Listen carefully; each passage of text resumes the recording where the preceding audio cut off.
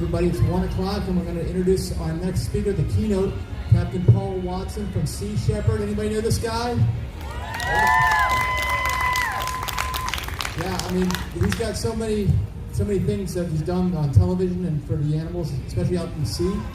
And we're in the mountains here, but this is where all the water originates. I guess it eventually makes its way down there, and it changes on the way down, right? So, anyway, I know it's not all that good news, but maybe you can give us some good news about what's going on in the oceans and anything else we're going to talk about. So, we're glad you're here. Thank you for being here. Well, thank you. Thank you. Well, it's a pleasure to be here today. Actually, I only live about 40 minutes away, so this is pretty convenient. Just live over there in Woodstock, and Sea Shepherd actually has an office in Woodstock, although our head office is in LA and our international office is in Amsterdam. But since I live here, we have our archive and production office here in Woodstock. For those of you who are not familiar with Sea Shepherd, we are the world's largest conservation navy. We have 14 ships out on the ocean right now, and there's about 250 volunteers crewing on those ships from about 25 different countries. And they're involved in numerous different activities. And one thing that we're very proud about our ships is that all our vessels are 100% vegan vessels and have been since 1999.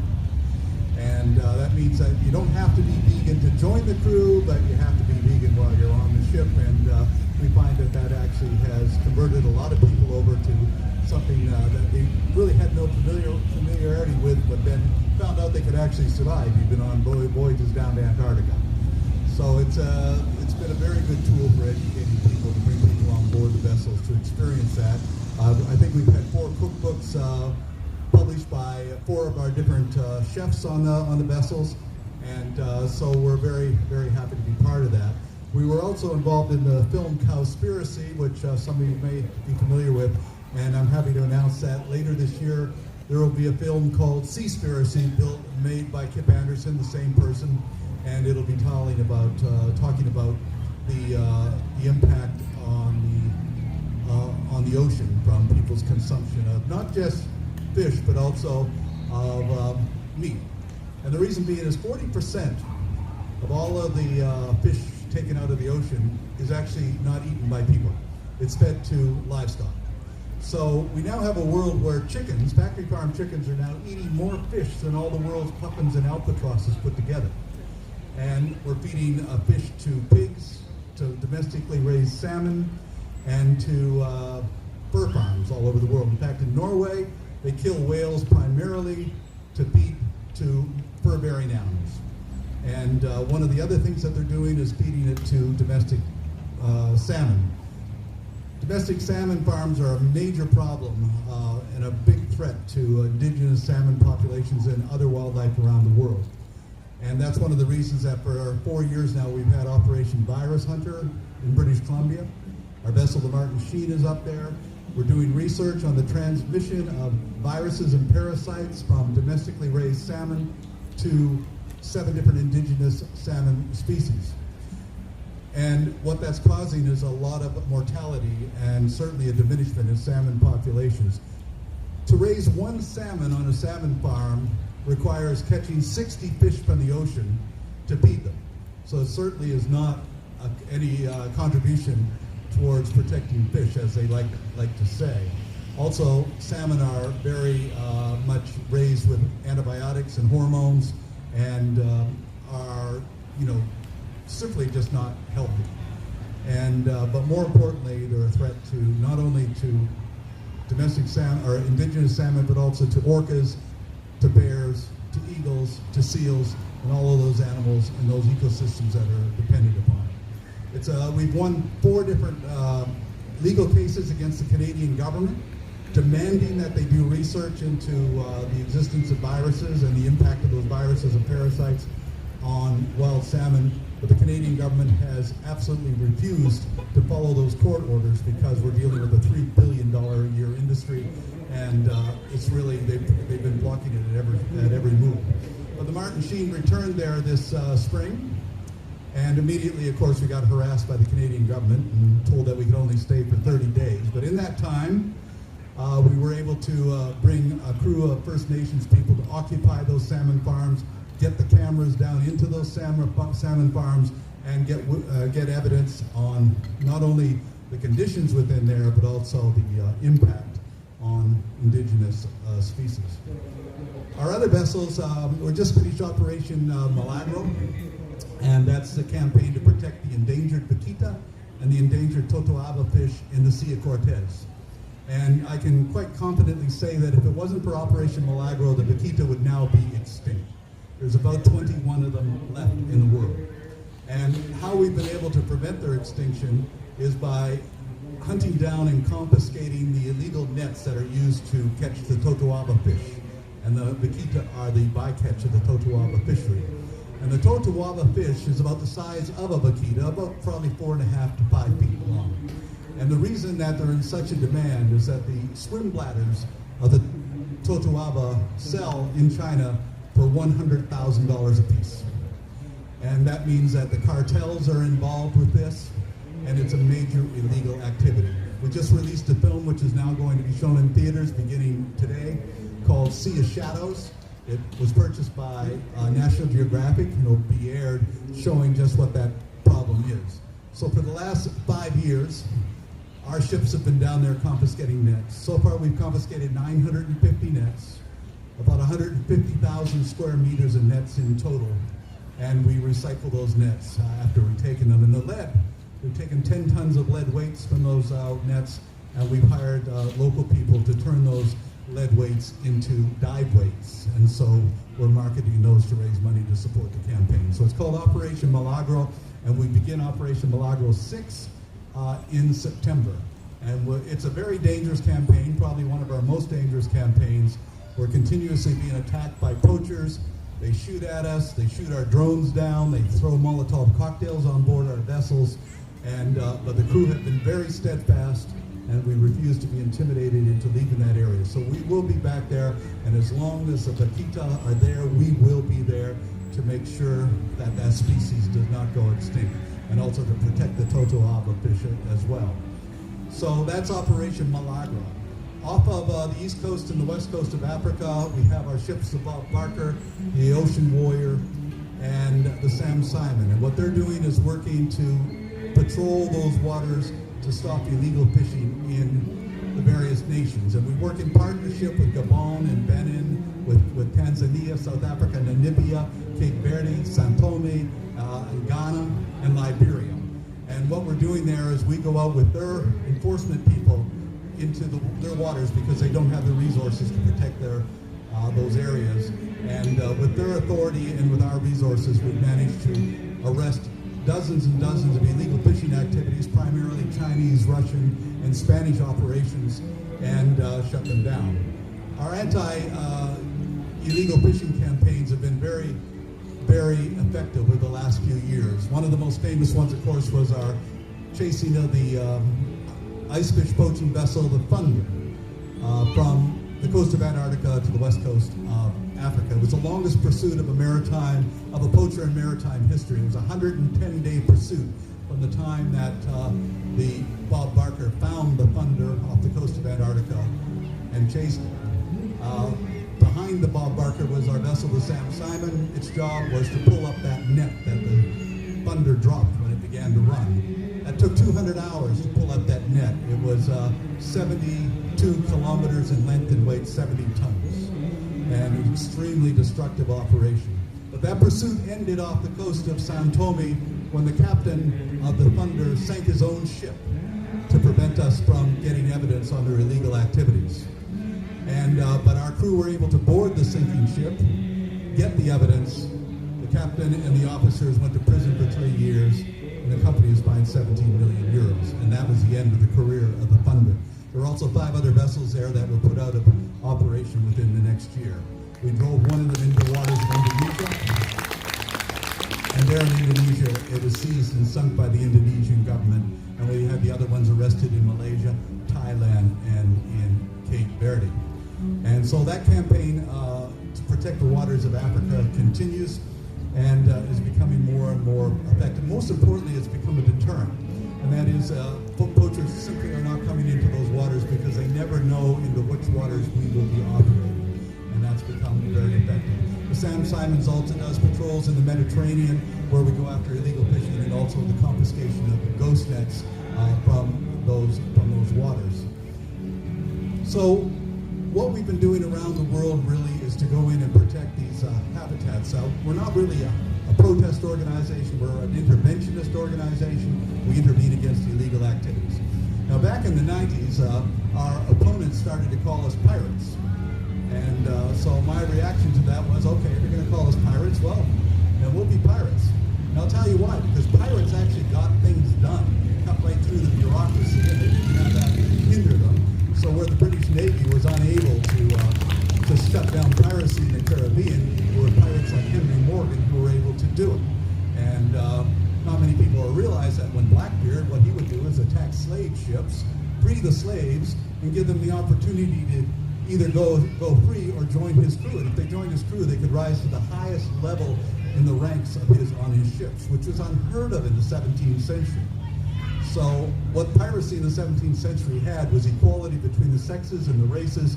And of course people said, well, they were a bunch of thieves. Yes, they were, and they stole gold from the Spanish. And where did the Spanish get the gold? They stole it from the Indians. So I think it was certainly a worthwhile pursuit. And that's what we found, that where they were able to get things done, we're able to get things done because we don't have to deal with all of the bureaucracy and the red tape. We just go out and do it.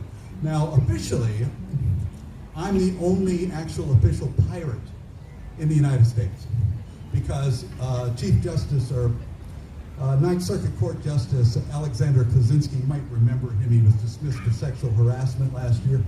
But he said that he condemned me as a pirate, said I was officially a pirate, and I have to say I very much appreciate his recognition of that.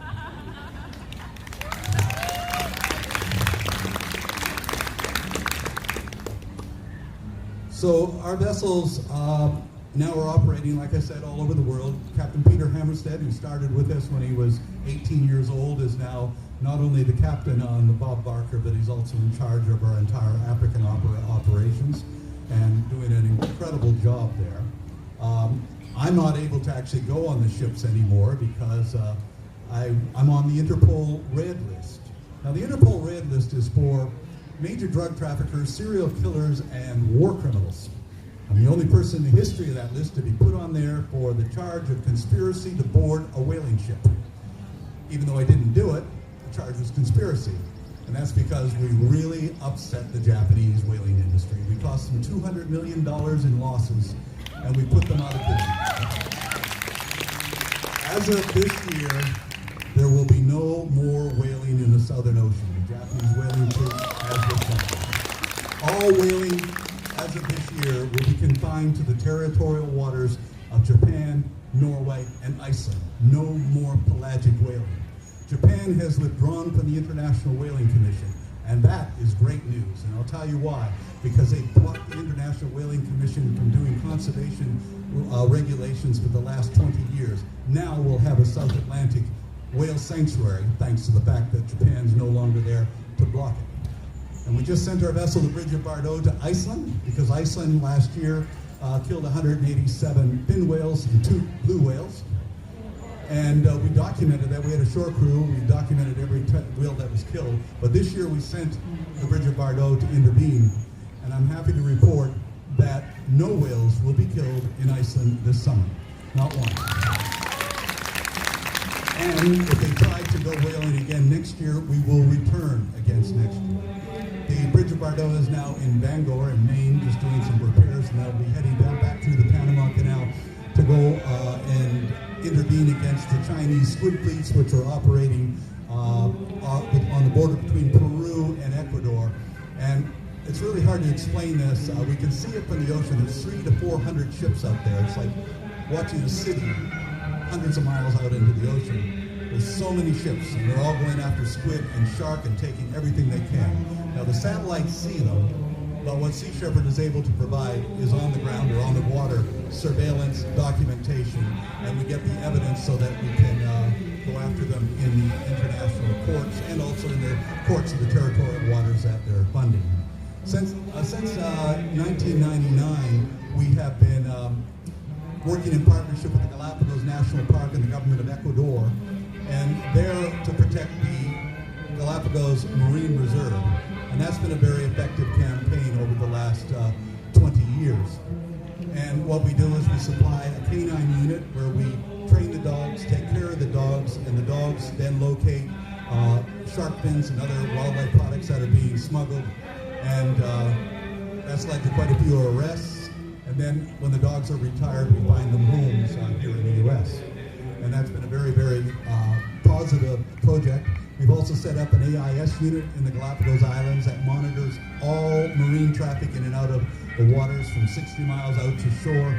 And that actually led last year to the arrest of a Chinese vessel that had 9,000 sharks taken illegally on it.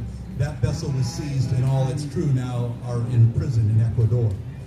So it's been very effective campaigns there. And so this is what Sea Shepherd has done, is carved out a niche where we're actually a law enforcement group, even though, because we're interfering against some very, very powerful corporations backed up by a lot of corruption with governments, we sometimes get, of course, labeled as pirates and eco-terrorists. I get called an eco-terrorist all the time. I don't really mind. I've never worked for Monsanto. It doesn't really bother me. So there's no evidence to back that up. But one of the things I'm most proud of with Sea Shepherd is that we've been operating now for 42 years, and we've never, ever caused a single injury to a single person. We've never sustained any serious injuries to our crew. We have an unblemished record of nonviolence. We call what we do aggressive nonviolence. We don't want to hurt anybody, but we're going to be aggressive in stopping what they're doing. And for that reason, we've been able to be effective. We do what people don't expect us to do, and it's amazing what we can get away with. A few years ago, for instance, we knew that the Russians, during the Soviet Union time, we knew that they were killing whales to feed as cheap feed for fur farms, but nobody could get proof on it because it was in Siberia. So what we did was we landed in Soviet Siberia, this is 1981, to get evidence on their illegal activities. And it was one of our most incredible campaigns because I landed with a UPI photographer and an engineer on the beach in Siberia that was being patrolled by Soviet soldiers. We got out of the boat and began to film everything, and they didn't bother us. The reason being is nobody had invaded the Soviet Union since World War II. So therefore they assumed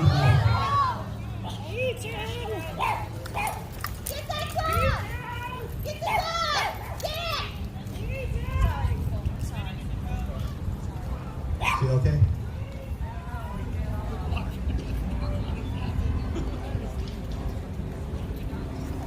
Are we okay there? Well, we're fighting the dog. We're trying to stop the dog. The dog escaped. That's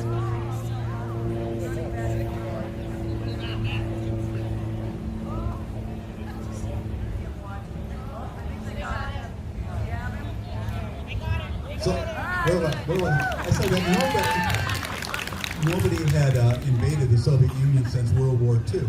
So therefore, these Russian soldiers assumed that we had to be Russians. And so for 45 minutes, we walked around and we videotaped everything, or filmed everything at the time. We didn't have videotape. But we filmed it all, and we went back to get back in our boats. And as I was pushing our inflatable boat out, a Russian soldier came over and he pointed at the boat and he said, "Что это?" What is that? And I said, "Это Zodiac." And he goes, "At the Mercury." And then I realized it was a Mercury outboard engine and most likely not Russian. So I turned my back on him to push the boat out with our crew in it. And I said, what's he doing? And one of my crew members says, "He's taking his rifle down now." I said, "Well, for God's sake, smile and wave." And so they were smiling and waving. The psychology being, who's going to shoot you while you're smiling and waving? And then we returned to our boat, and last thing we saw him running up the hill probably to report us. And about an hour later, as we were cruising down the coast of Siberia, 2 Soviet helicopters came out of nowhere and began to shoot flares across our bow, ordering us to stop. But I ignored them. And then about an hour after that, a Soviet frigate came up real fast and approached alongside of us. started putting up its flags, telling us to stop. And finally, over the radio, I hear this announcement that Sea Shepherd, stop your engines and prepare to be boarded by the Soviet Union. And I replied, Captain, we don't have room for the Soviet Union, we're not going to stop. And he didn't know how to deal with that. The great thing I found out with dealing with navies is they don't know how to deal with the word no. They just expect you to cooperate. And that's worked in our favor quite a few times. So they tried everything they could to stop us, and we managed to get back into U.S. waters and present the evidence to the International Whaling Commission, which got the Russians in a lot of trouble for their illegal whaling operations. So you have to have the audacity to move into that. You know, many years ago, in 1973, I learned a lesson that stayed with me for my entire life. And that was during the occupation of Wounded Knee, South Dakota by the American Indian Movement. And I had volunteered to be a medic for the American Indian Movement. And at that time, we were surrounded by 3,000 troops that were shooting about 20,000 rounds a night into the village. It was extremely dangerous operation, and 46 people were wounded and 2 people were killed because of the fire. I went to American Indian Movement leader Russell Means, and I said, Russell, we have no chance of winning this. Why are we here? And he gave me an answer that has stayed with me for the rest of my life. He said, well, we're not concerned about winning or losing. We're not concerned about the odds against us. We're here because this is the right place to be, the right thing to do, and the right time to do it. And we concentrate on doing what we're doing in the present, and that will contribute to making a better future. So that's what we do as Sea Shepherd. We concentrate on what we're doing right now. We don't give in to depression or pessimism. We know that we can only do what we can with the resources we have. And the 3 virtues that can change the world are courage, imagination, and passion. That's all you need. And many of my crew, and there's been about 6,000 to 7,000 volunteers who have crewed on our ships, have gone on and started up their own organizations. In fact, right now, one of my crew members, a German woman named Pia Kemp, she is in Italy under arrest. She's facing 20 years in prison, and her crime, she rescued 5,000 refugees from the Mediterranean. She saved 5,000 human lives, and now she's facing 20 years in prison. I'm quite confident she's going to win eventually. But she said, I have no regrets. What I did, I had to do, and we'll just see what the consequences are. But, you know, that's all you have to do, is just harness your passion to courage and imagination, and you can really, really change the world. And so many of our crew have done that. And so we look on Sea Shepherd as we're not an organization. We're actually a movement. It's a global movement. And Japan did us a great favor a few years ago, because when they came after me personally, that forced us to actually decentralize. So now Sea Shepherd is 41 different national entities all working together for the same cause under the umbrella of Sea Shepherd Global. So what they found is you can stop an individual, you can stop an organization, but you cannot shut down a movement. And so therefore that's why we're very, very happy that what Sea Shepherd is now is a movement and not an organization. A movement with dozens and dozens of leaders and thousands of volunteers. Volunteers that are on the ships, volunteers that are on shores, and also as supporters all around the world. And that, I think, is what makes us strong. The other thing about Sea Shepherd is that when I set this group up originally, I said we're not going to spend any money on promotion and fundraising. So we don't do direct mail, we don't do telephone solicitations, we don't have people with clipboards out on the sidewalks asking for money. We feel that if people want to save this planet, then they can come to us and participate, but we're not going to beg for that kind of support. It's up to each and every one of us to be involved. One of the problems that we have is that people don't really understand what the ocean is. They think it's the sea. You know, it's a few hundred miles from here right now, that's the sea. But that's not the ocean. The ocean is us. The ocean is a planet. It is water in continual circulation. It goes from the sea into ice, underground, into the atmosphere, and into the cells of every living plant and animal. It's that water in constant circulation. So the water that's in your body right now was once locked in ice, it was once underground, it was once in the sea, and it was once in the clouds, and it was once in the bodies of cells of all plants and animals.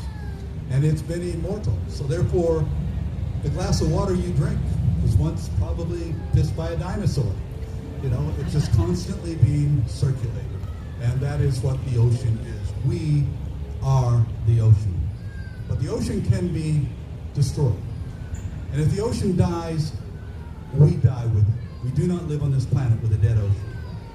As an example, since 1950, there's been a 40% diminishment in phytoplankton populations in the world's seas.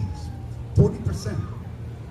But phytoplankton provides over 70% of the oxygen that we breathe. If phytoplankton goes extinct, we all die. But most people aren't even aware of that connection because we're not really educated as to the true the realities of ecology. A few years ago, I was criticized quite severely by the Fox Network, which I consider to be a compliment. But they they reported that I said that trees and bees and worms were more important than people. And they said, how can you say something so outrageous as to say that bees and trees and worms are more important than people? And I said, well, because trees and bees and worms are more important than people. It's as simple as that. For the very simple reason that they can live here without us. But we cannot live here without them. We need them for our survival. They don't need us. Ecologically speaking, they are more important than we are. And we cannot live on this planet unless we live in harmony with all of the other species, abiding by the three basic laws of ecology.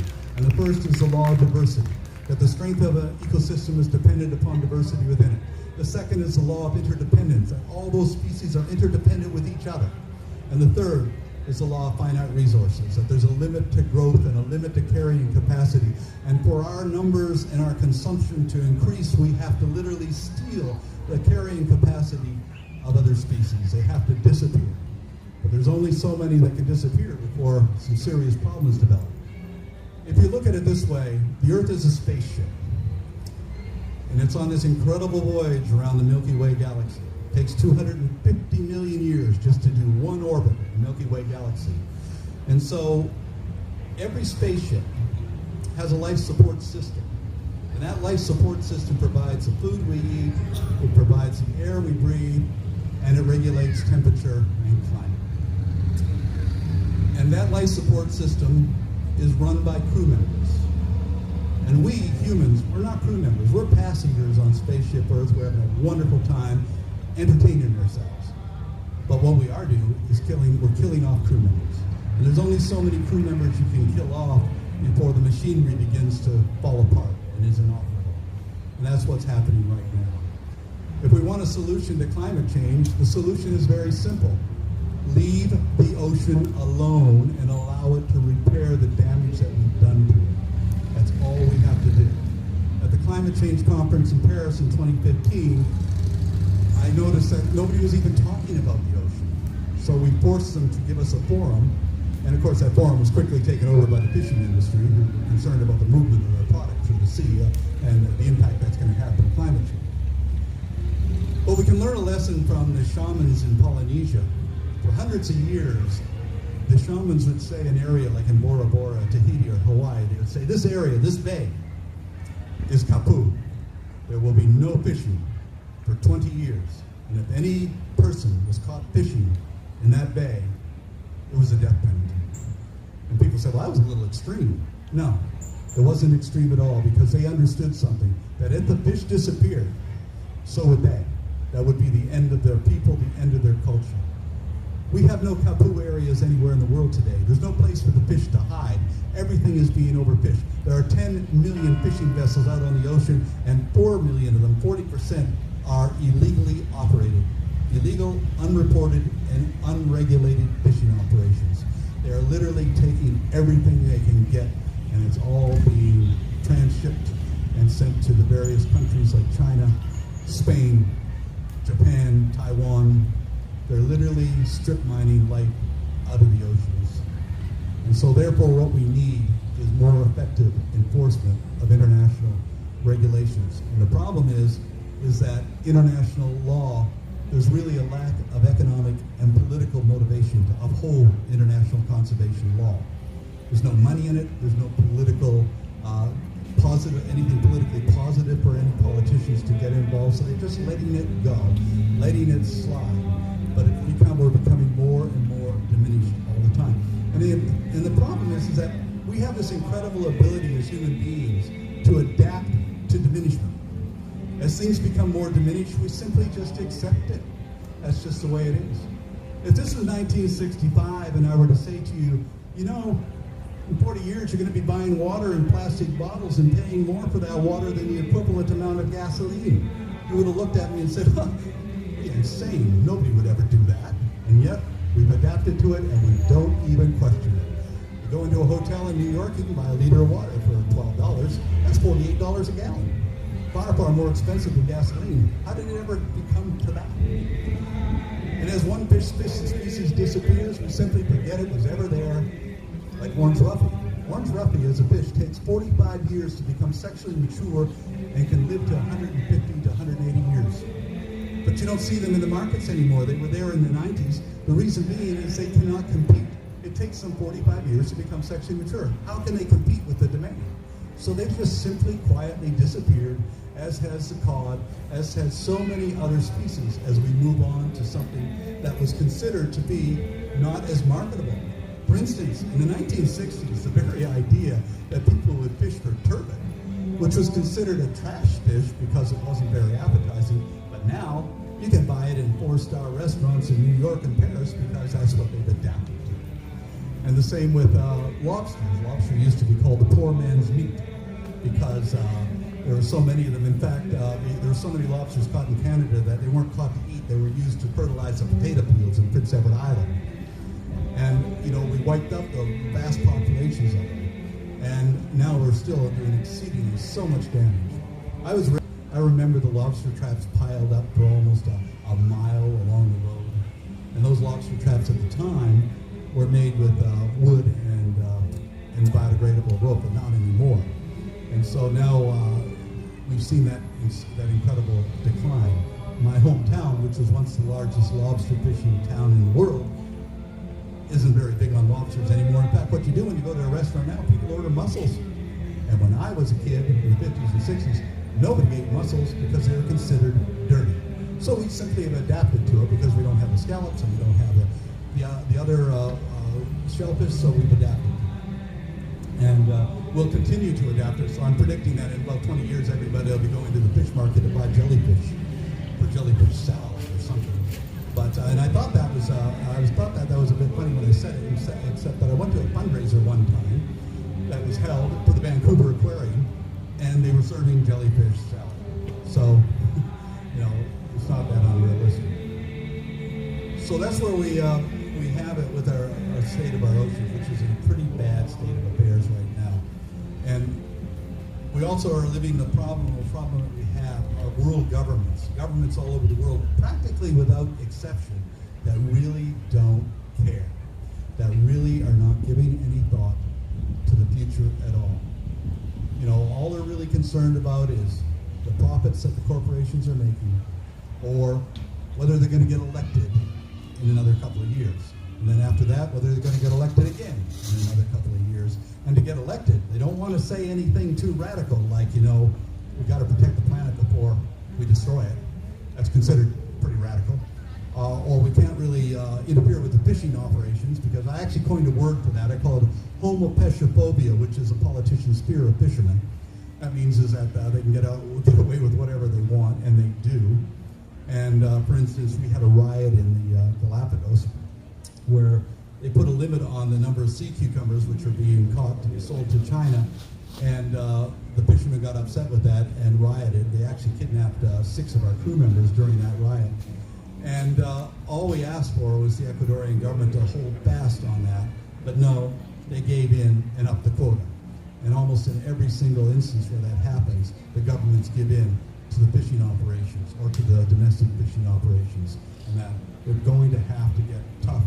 And I don't see that happening. And what that means is that if we're going to have any significant change, it has to come through the passion of individuals. Every social movement in history has been carried out by the passion, the courage, and the imagination of individuals, without exception. Slavery was not eradicated here because of Abraham Lincoln. He didn't even get around to it until the middle of the Civil War. It was eradicated because of people like Wilberforce and Douglass, and people who actually put their life on the line to end it. Women didn't get the vote in this country because of Woodrow Wilson. He was their main enemy. He was the guy who resisted the suffragettes right up until the moment that he had to, or he forced to sign that amendment.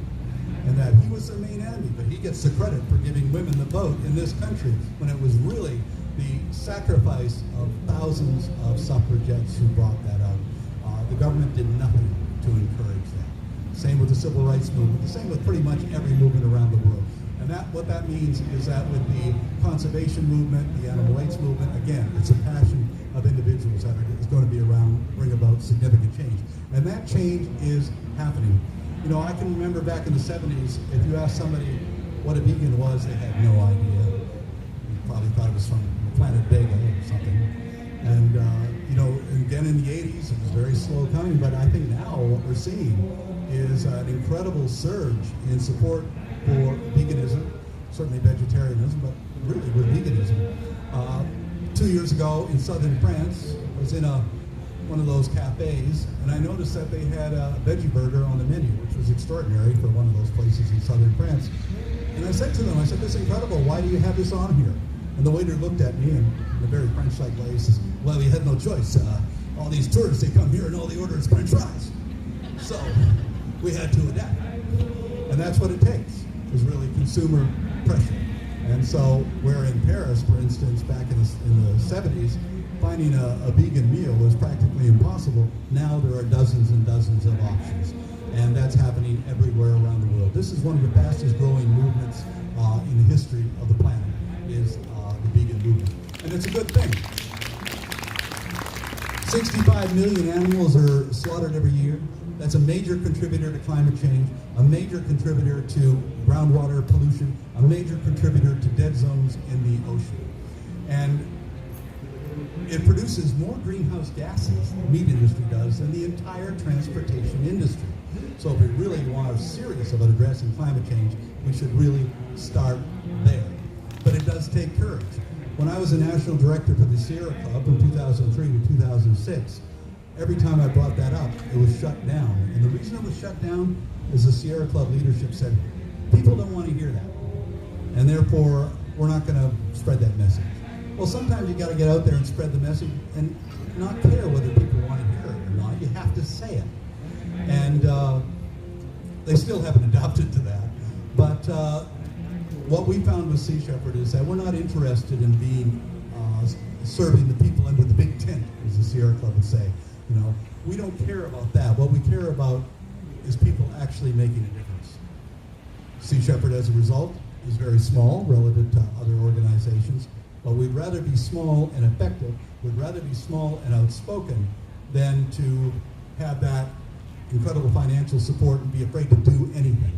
Because those organizations, once they get to a certain size, they take their orders from their accountants, their lawyers, and their fundraisers. And they're not really that concerned anymore with actually solving the problem. They're sort of make work projects for themselves. So that's where Sea Shepherd is right now, and I think that we're growing slowly, but we're growing effectively, and I think we're making a difference. And but at the same time, I want to point out that we're just one group of individuals, but it's individuals all over the world that are making the overall difference. But also I want to point out that each and every one of us has the ability to change the world.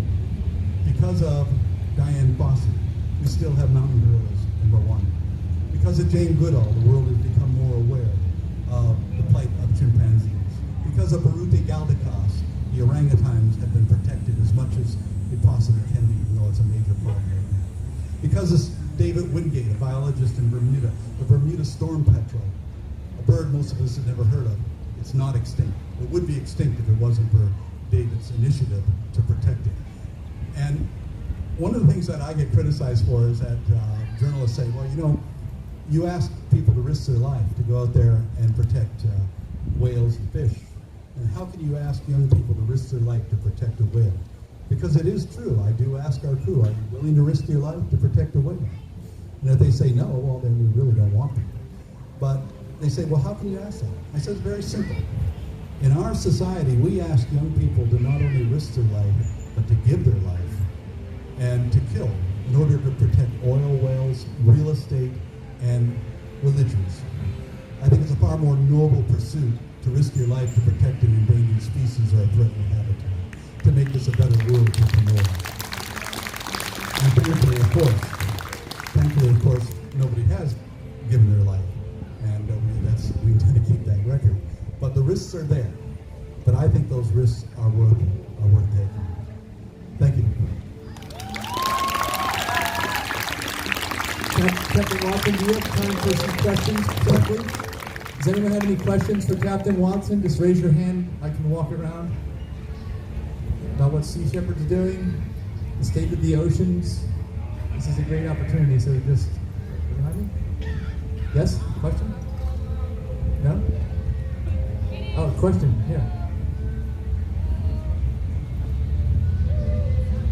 Captain Watson, how are you able to actually count how many whales are being captured? So you have really precise numbers on how many you saved and how many companies were captured illegally. You mean captured or killed? Yes. Which one? You can address it either. Oh. Well, we know exactly how many whales we saved because that's how many whales were not taken in the quota. So in our Southern Ocean campaigns, the number is over 6,000 because that's how many they did not take. Most years they were only able to take 30% of their quota. One year, in 2012, 2013, they only took 10%.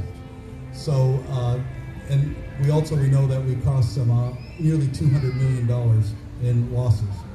One of the reasons that the Japanese whaling industry collapsed was the incredible amount of money that it's been losing and the fact that it was operating on massive subsidies by the Japanese government. Now, Japanese whaling is continuing in Japanese waters. And there's been a lot of news stories about Japan's going to start commercial whaling. They never stopped, so it's just continuing. But here's the good part about that, is that they're no longer getting subsidies from the government. That means that what they're doing has to depend upon them making money to support it, and they're not going to do it. Whaling is a dying industry, and it's going to die in Japan. I just give it another couple of years. When Prime Minister Abe is no longer there, I don't think whaling will continue. Are there other questions? Yeah. Shall I get right here? Hi, Captain Watson. I was just wondering if someone lives in England, if there's things that we can volunteer to make more out of the coast. Oh, I can't hear you. Sorry. Oh, I'm sorry. I'm just wondering if we can volunteer if we live inland in America as opposed to on the coast. Well, actually, you can volunteer. It doesn't matter where. We have support groups all over. In fact, we have a table here, and that's we have Sea Shepherd in Boston, and New York, and Philadelphia, and we have an office in Woodstock. Okay, fantastic. Thank you. Over here is a question.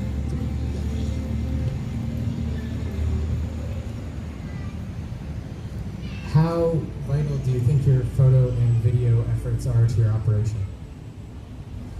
I've always said that the camera is the most powerful weapon that's ever been invented. And our Whale Wars show on Animal Planet reached millions of people.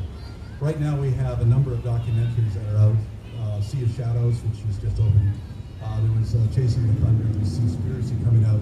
And they're reaching a lot of people. And I think through film and through photographs and articles around the world, we do reach people, and that is an education part of it. But Sea Shepherd's really primary mission is intervention. And our actions are dramatic, and that drama actually attracts attention, which is good for educating people. One of the things that I learned many years ago is that you have to work within the context of the media culture that runs everything. It is the media that dictates pretty much everything that we do. What we eat, how we dress, what our interests are. It's the media. And therefore, you have to be able to understand that media and make it work for you. And one of the secrets of the media is that the understanding that the media only understands 4 things: sex, scandal, violence, and celebrity. Every story you look at has one of those elements or more. If it has all 4, you have a story you just can't get rid of. But you have to incorporate that. So to give you an example, a few years ago I led a campaign to shut down the killing of wolves in British Columbia and the Yukon. And we had the violence of them shooting wolves. We had the violence of them threatening to kill us for intervening. We had the scandal of an environmental minister who was taking a bribe from the hunters. So to round it up and give myself all 4 elements, I recruited Bo Derek as our spokesperson. And at the press conference, which was packed, there were 60 cameras in there, the Vancouver Sun reporter said to me, "What does Bo Derek know about wolves? This is stupid having her as your spokesperson." And I said, well, if I had Dr. David Meck or Dr. Gordon Haber here, the 2 foremost wolf biologists in the world, would be an empty room. But I see the cameras are here. It's going to be the front page of your newspaper article tomorrow. You're going to write it, your editor's going to place it, and there's nothing you can do about it either, because you dictated those 4 elements. One of the things that Sea Shepherd has is we have an advisory board of very, scientists, technicians, everything, but we have a celebrity advisory board. So on that celebrity board, we have Christian Bale and William Shatner. We have Richard Dean Anderson. We have James Bond. We have Sean Connery, and we have Pierce Brosnan, and quite a few other people. So we can't fail. We have Batman. We have Captain Kirk. We have 2 James Bonds. We have MacGyver. And we have the Highlander, all of them. So I always throw that in there. And the interesting thing about it is the media actually responds to that. As Martin Sheen once told me, we just pretend to be something, but we seem to have more credibility than real people.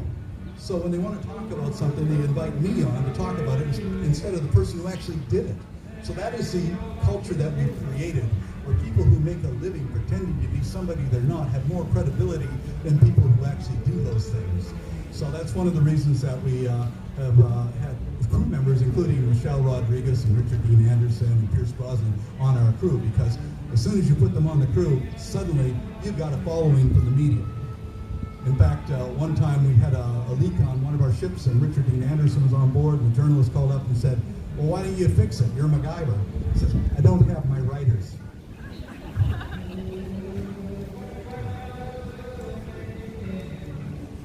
Hi, Paul. I'm Sandra Gastos, activist from Montreal. I'm actually on your Facebook. I'm here with Jen.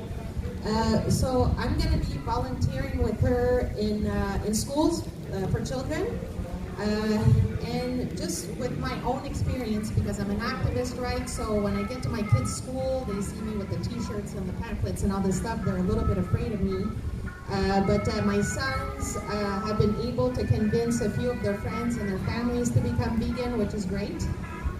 But at the school where we're at, they're a little bit, they still have the pizza days and whatever. And then whenever I ask for the vegan option, they don't get back to me, and they're sort of against it.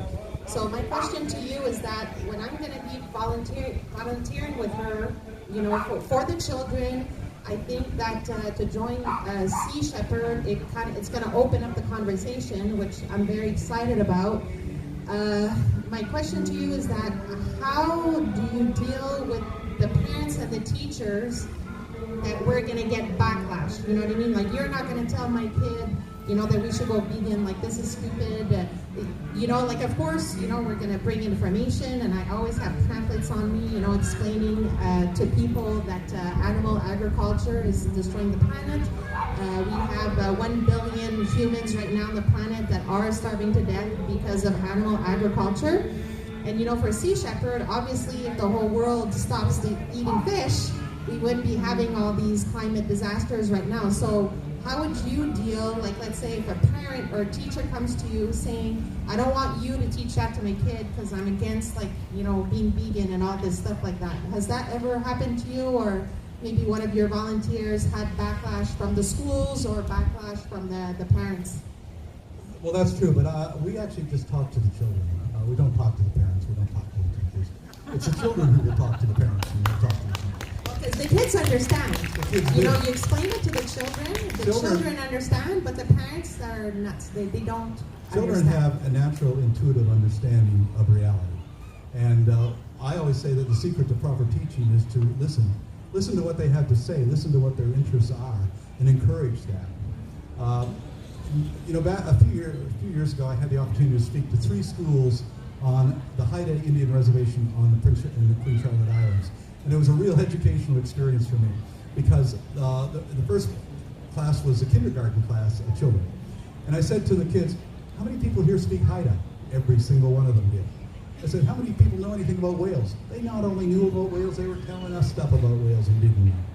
So we get into middle school. How many people here speak Haida? About half. How many people know anything about whales? About half of them. But when it got to the seniors, no one spoke a word of Haida, and they couldn't give a damn about whales. We had taken these beautiful, intelligent children and turned them into total morons through our education system, because we're trying to tell them how they should think. And it doesn't work that way. Children understand. When I was a child, I got in trouble on 2 occasions. One of them is I cut up a map of the world, and I put all the countries together, and I said to the teacher, I think this is one continent one time. It all looks like it all fits together. No, you don't know what you're talking about. You're just a kid. Turned out I was right. How did I know? Why was I right? Because it was an intuitive understanding of it. It wasn't a regurgitation of the bull that they give us. And the other thing was, I think that dinosaurs were actually birds, and I think they had feathers. Oh, that's ridiculous. Turns out I was right. Why? Because children can see these things. And that's why I try to encourage children to express themselves and to use their imagination and their intuition. And we can learn from them more so than they can learn from us. So in reality, I can just give the documentation to the parents. If the parents have questions, it's bring that information to your parents, and I wouldn't even give it to the parents, just give it to the kids. Yeah, okay. Yeah. Again, years ago, I was an advisor to the Captain Planet series. I don't know if anybody remembers Captain Planet. But I was an advisor until I actually gave some advice. And we were at an environmental film festival in Santa Monica, in California. And they happened to show the Captain Planet episode where Captain Planet is going after drift netters and rescuing animals from the drift nets and ripping up the drift nets and actually sinking the boats and everything. And at the end, Barbara Pyle, who was a producer for the episode, said, is there any questions? And I said, well, Barbara, you got Captain Planet going out there and taking the law into his own hands and destroying these nets and sinking these boats and saving these whales, and that's wonderful, and I support it. But you're telling all these children here that it's perfectly okay to go out there and take the law into your own hands and rescue all these animals from these operations. And I support that too. But I want to know one thing. How come when we grow up and become adults, you call us eco-terrorists for doing this? Why are you telling these children it's perfectly acceptable in fantasy, but not in reality? No wonder children get confused. Well, it's the parents that warp their minds. They brainwash their children. Society too, and everything. Well, my son will be 3 in September. He tells me what to do, and I listen.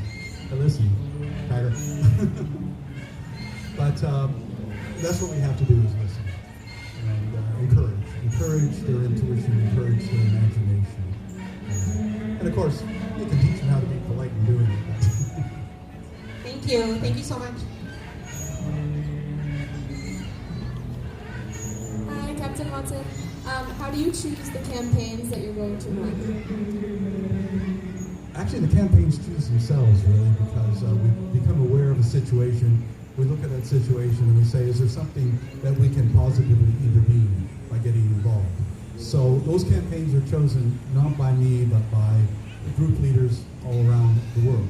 Like Lamia Salami, she's the president of Sea Shepherd France, so she's taken it on her campaign to protect dolphins in the Sea of Biscay, to protect turtles on the island of Mayotte off of the coast of Madagascar. So individuals come and say, we really should do this, and we say, okay. So we get involved, and they all pool their resources. So all the groups support the ships, and when the ships are needed, we send the ships to support what they're doing. Thank you. Time for maybe one last question. Anybody else? Right here. Yeah.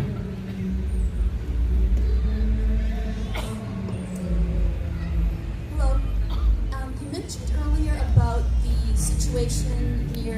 waters of Africa and Asian countries. How are we doing here along the Atlantic seaboard in the United States? What kind of problems do you face in the ocean here? Well, there's a lot of problems, overfishing being one of the problems. Ship strikes on whales is a major problem, especially with right whales. The problems, of course, have been going on for centuries.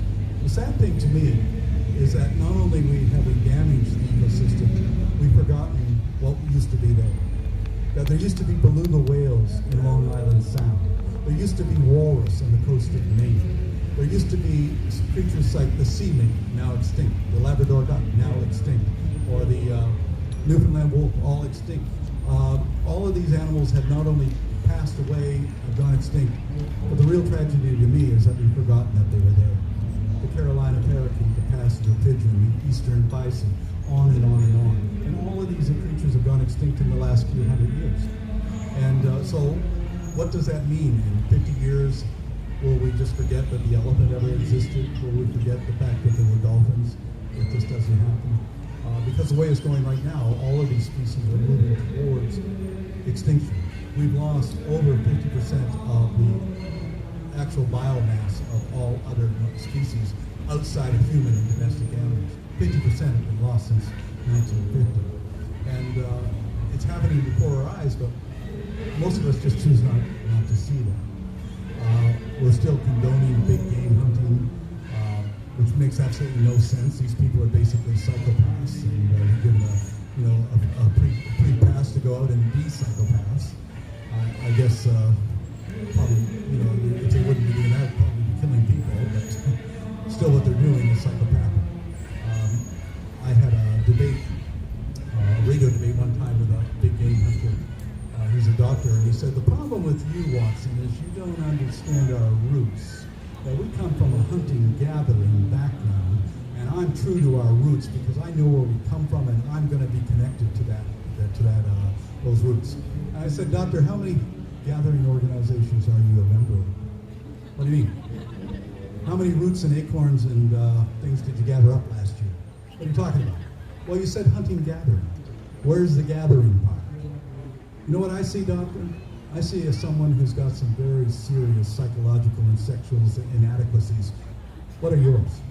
The guy just lost it because I hit too close to the truth on that. So, I mean, I just find it absolutely. In fact, I don't know if anybody gets a chance. Look up. There's an Australian comedian, Jim Jeffries. He's got an episode. Look it up on YouTube on trophy hunting, and he really nails it as to what's going on there. He says, how come they're allowed to go out and shoot a lion or shoot this? What about if you're a poor person and you want to go out and stalk a domestic house cat? You got it lined up and you shoot it and you cut off its little head and you stick it on a board above your space heater. We'll put a guy like that in jail. But we allow it to happen to lions and tigers and everything else like that. Why? The rich get away with it and the poor don't. And that's the only reason that they do get away with it. Basically, every single trophy hunter out there has probably got the same morality as Jeffrey Epstein. Yeah.